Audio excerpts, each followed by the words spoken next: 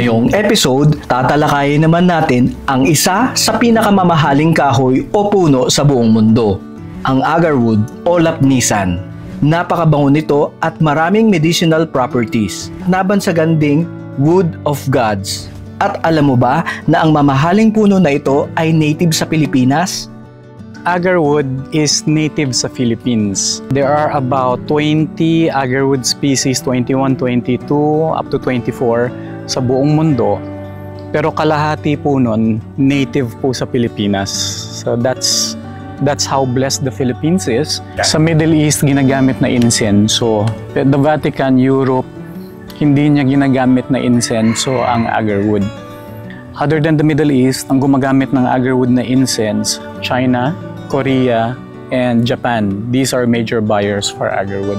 Malaki rin yung consumption nila. Agarwood is very expensive. Kung magtatanim ka, for example, ng 800 na puno sa isang ektarya, in 5 years, yung isang ektarya mo, it can produce 40 million pesos, isang ektarya, after 5 years. My first encounter with agarwood was 2016. May kaibigan ako si Mama Bells. She lives in Bacolod. So tinanong niya ako, Dok, may agarwood ka ba? Mahal yan.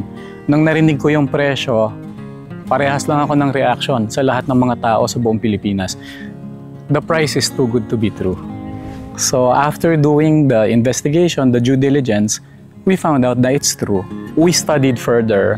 Legal international prices for agarwood is 24,000 pesos per kilo sa reject. Reject pa lang yun.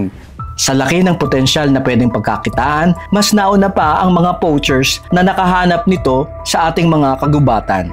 Kaya naman ngayon, dumarami na ang mga nag-aral kung paano ito itanim at paramihin. At naging popular investment na ng mga may-ari ng malawak na lupain. The highest quality of agarwood is documented to sell at 5 to 6 million pesos per kilo.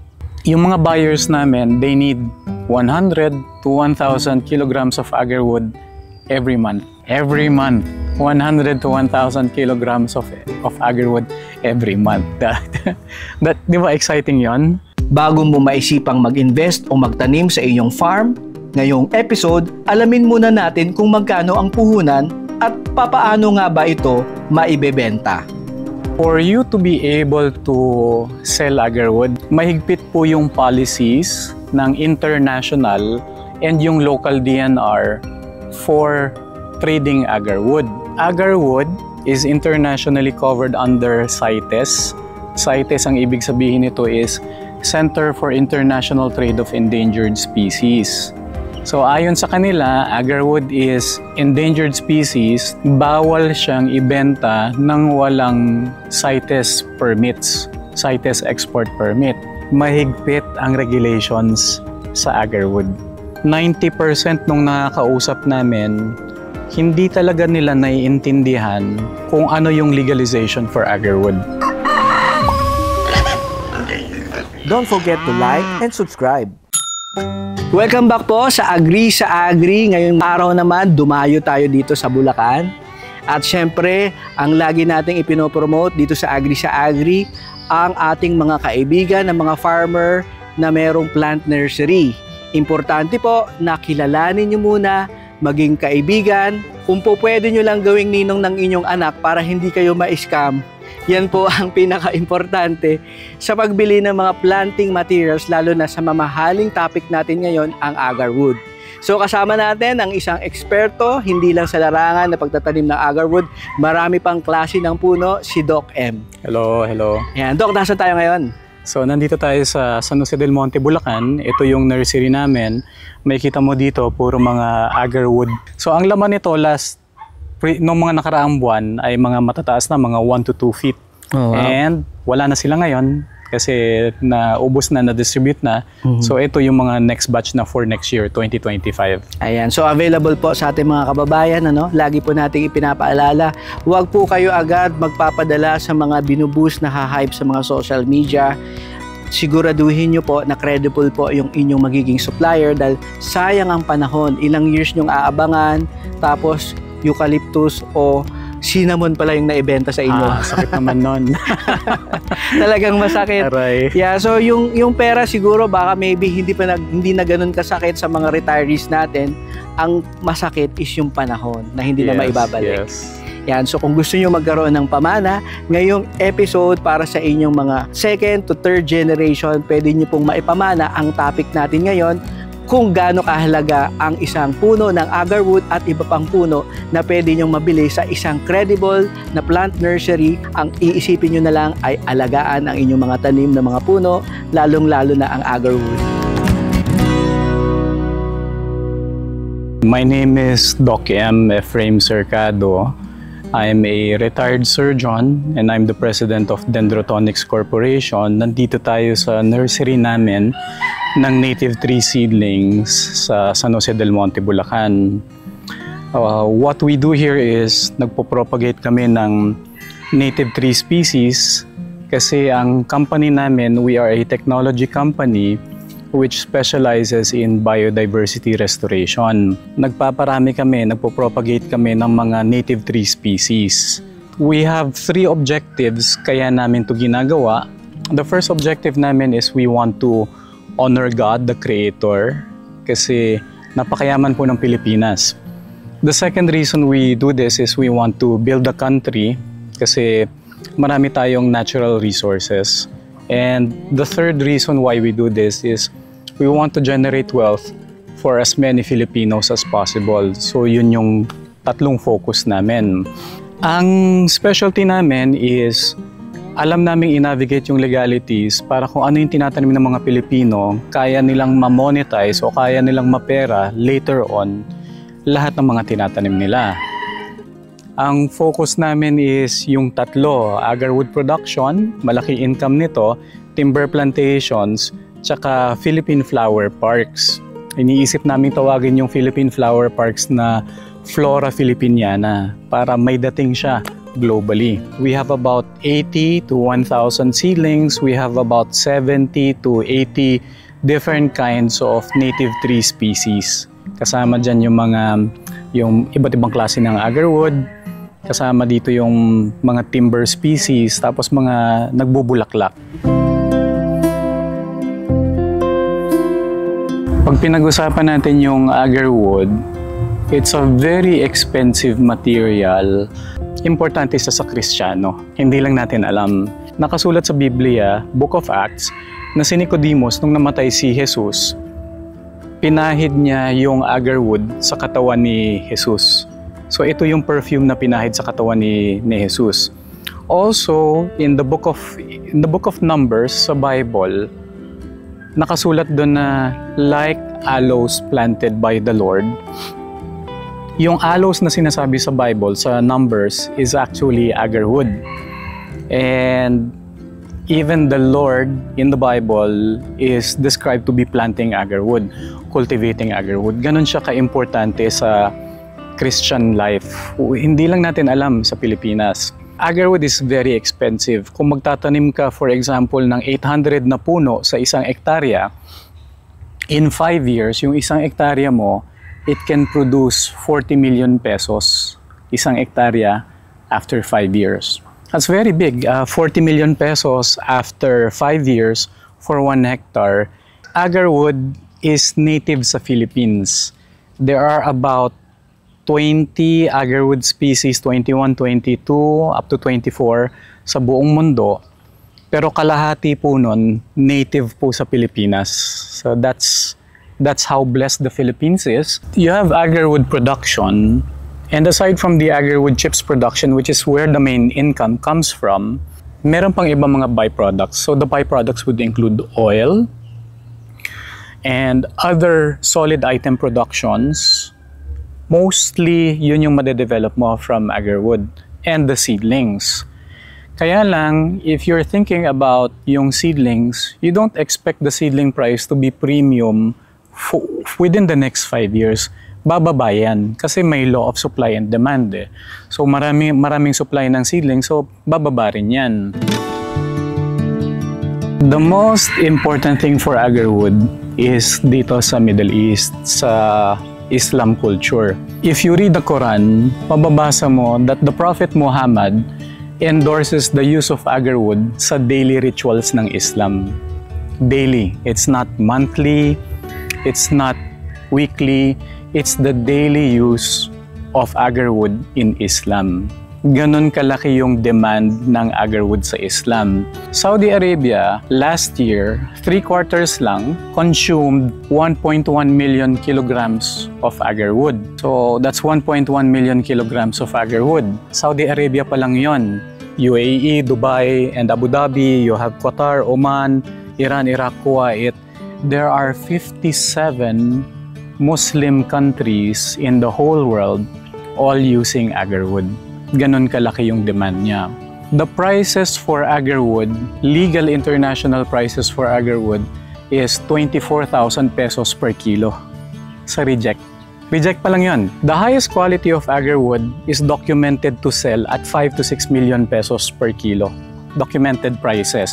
But 5 to 6 million pesos per kilo is rare. Our focus is on grade A agarwood, which can sell anywhere from 200,000 hanggang 1.5 million pesos per kilo. Yun lang yung focus namin. Papaano nga ba ito maibebenta? For you to be able to sell agarwood, we'll jump tayo sa legalization. Mahigpit po yung policies ng international and yung local DNR for trading agarwood. Agarwood is internationally covered under CITES. CITES, ang ibig sabihin nito is Center for International Trade of Endangered Species. So ayon sa kanila, agarwood is endangered species, bawal siyang ibenta ng walang CITES permits, CITES export permit. So dahil dun sa batas na yun international, sinusunod siya sa atin sa DNR. DNR ang nagbibigay ng rehistro tsaka permiso para makapagbenta ng agarwood. Mahigpit ang regulations sa agarwood. Kahit kami, we have 150 plantation partners nationwide, kami nahihirapan kami. So we've been able to export agarwood just last month, October 2024, and nahirapan kami. Kung kami nahirapan, most likely 90% ng mga Filipinos magrereklamo yan na it's almost impossible to do. 90% nung nakakausap namin, hindi talaga nila naiintindihan kung ano yung legalization for agarwood. There are 3 secret difficulties for agarwood. The first is the cost. Yung mahal siya eh. Ang presyo ng agarwood, the national average price for agarwood seedlings right now is 515 pesos kada isang seedling. So it's expensive, right? And then the second difficulty is there's lack of reliable information. Maraming scams. I'm sure marami nang nadali sa scams. Becking seedling. And then meron kaming mga kakilala na nagtanim sila, 1,000 na seedlings, mahigit kalahati na matay. Expensive siya, di ba? So yung mamamatayan ka ng mahigit kalahati, ang laki nang nung nalugi sa'yo. So they don't know how to propagate. Hindi nila alam yung legalization. Akala nila pag hawak mo yung isang klase ng rehistro, pwede ka na makapagbenta. But no. DNR and CITES is very specific and it is very strict. Ibang klaseng dokumento pala yung kailangan mo para makapagbenta, para makapag-export. Yung inoculation procedure, it's also a secret among the producers. So may kanya-kanya yan, marami. Yung marketing and selling, mas bihira yung nakakaalam. Now, the third secret is this is an export business. So dahil export business siya, kailangan mo ng permits and licensing. Wala pong buyers ng agarwood sa Pilipinas. You have to export it. You have to sell it abroad. So because you have to sell it abroad, kailangan mo ng export license and registration. Now, getting the export license and registration alone is already difficult for about 80-90% of Filipinos. Yung mga buyers namin, they need 100 to 1,000 kilograms of agarwood every month. Every month, 100 to 1,000 kilograms of agarwood every month. That, di ba exciting yon? So, imagine kahit 1,000 kilograms galing sa farm mo. The problem is, kahit may 1 hektarya ka, 1,000 trees of agarwood, pag-harvest mo ng 1,000 kilograms, wala ka ng pang-supply next year. So, if hindi mo mapoprovide yung supplies niya, then hindi ka makakuha ng magandang kontrata. And kung hindi ka makakuha ng magandang kontrata, babaratin ka lang. This is a big secret na hindi alam ng karamihang Pilipino. Kailangan nakarehisto ka sa DNR para makabenta. Tapos pangalawa, walang buyers dito sa Pilipinas. Kailangan mo siyang ma-export. Siguro, 7 to 15 years later on, pag na-develop na namin yung industriya ng agarwood sa Pilipinas, pwede nang makabenta locally yung mga smallholders, yung mga backyard farmers. Pero sa ngayon, mahirap siyang pasukin at a small scale. We have to develop the industry first. So the information covers a lot of things. Yung technical knowledge para sa pagpapalaki, pagsusurvive ng agarwood, yung inoculation, yung pagpoproduce ng agarwood, yung sales and marketing. Ang tawag namin doon is the whole value chain. You have to understand the whole value chain. About 75 to 80% ng mga na-engage namin is hindi nila alam yung proseso, yung legalities nila. Gaya ng sabi mo, akala nila, tanim lang ng tanim, mabebenta. Hindi nila alam na mitikuloso, na stricto ang regulations saka yung permitting. Yun yung negative. The positive side is, we have 150 plantation partners nationwide. And nakapag-apply naman kami ng rehistro and hindi naman mahirap makuha yung rehistro. Matagal lang. Matagal. Kailangan mo magtiyaga and pabalik-balik yung papeles nyo. Pero hindi mahirap mag-comply. So aside from us who understand the whole process, we can provide it sa public. We guide them, yung mga partners namin.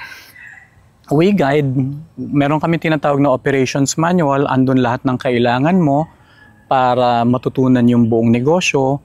Andun din yung mga references, kung ano yung mga legalities galing sa DNR, tsaka galing sa international. So we provide it.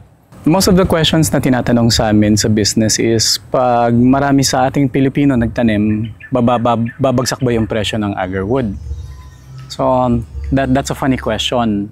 Kasi, gaya ng sinasabi ko kanina, yung Saudi Arabia, ang consumption nila ng agarwood for 3 quarters last year was 1.1 million kilograms ng kahoy, yung finished product. And 1.1 million kilograms. So imagine mo kung sa'yo galing 1,000 kilograms lang galing sa farm mo.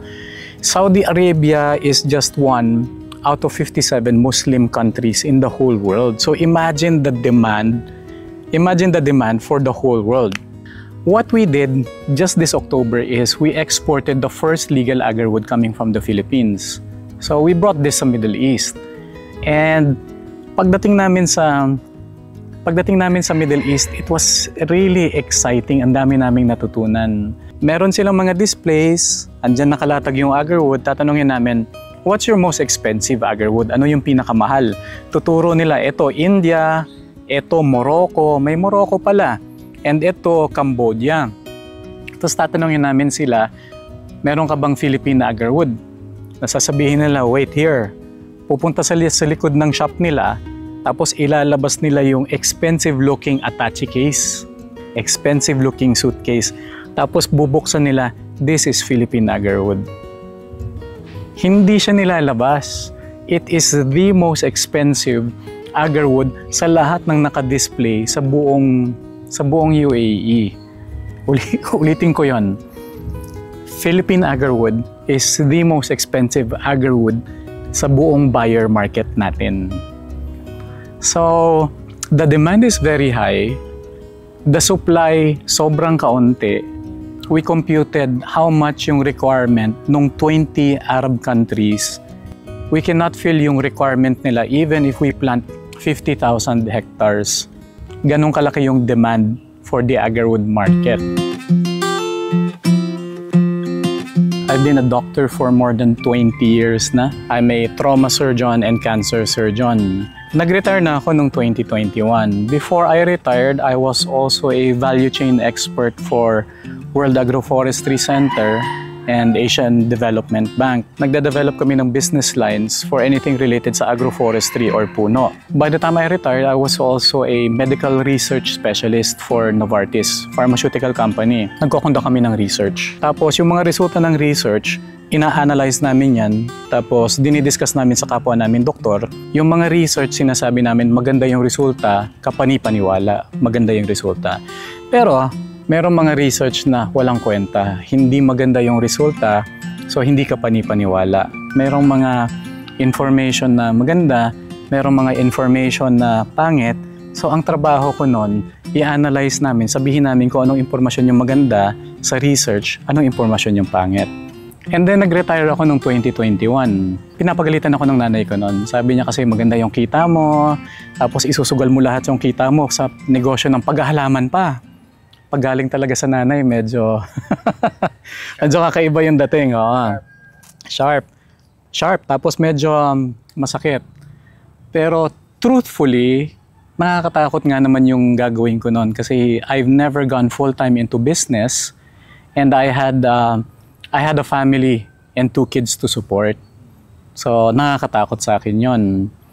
But I've been doing this since 2011. So 2011, I was buying mahogany plantations in Romblon. Tapos I would sell the lumber sa lumber yards sa Metro Manila. So the income was very good. So what I wanted nung nagsimula ako was good income. Security of family, just like everybody else. Yung problem ko nga lang, hindi ko maiwan yung trabaho ko kasi doktor ako. But COVID happened also. So, COVID happened to all of us. Nakita natin lahat ng negosyo nagbagsakan. Hanggang ngayon, actually, affected pa sila. May mga nagda-downsize, may mga nagsasarado pang negosyo. Yung mga pasyente ayaw pumunta sa ospital. Kahit yung mga doktor ayaw pumunta sa ospital. We were all scared. Eventually, I was forced to answer God's calling in my life. I call it God's calling. And what we do right now is we use profitability as a good excuse to propagate native species. And what we do more is we follow our calling. We honor God the Creator, we build the country, we generate wealth for as many Filipinos as we can. Yung isang hektarya, para makaproduce ka ng 40 million pesos kada isang hektarya in 5 years, kakailanganin mong gastusan yun ng 2.2 million pesos. So kasama na doon sa 2.2 million pesos yung seedlings, yung labor, yung fees namin, yung fertilizer, rehistro, inoculation, kasama na doon. Complete package na. Complete package na In yun. 5 to 10 years, you'll be able to earn 40 million. In 5 years, you'll earn 40 million. Pero, sige, it's supposed to be a secret. I don't disclose. Pero sabihin na rin natin dito. Sorry, matanong ako kasi para sa mga viewers natin.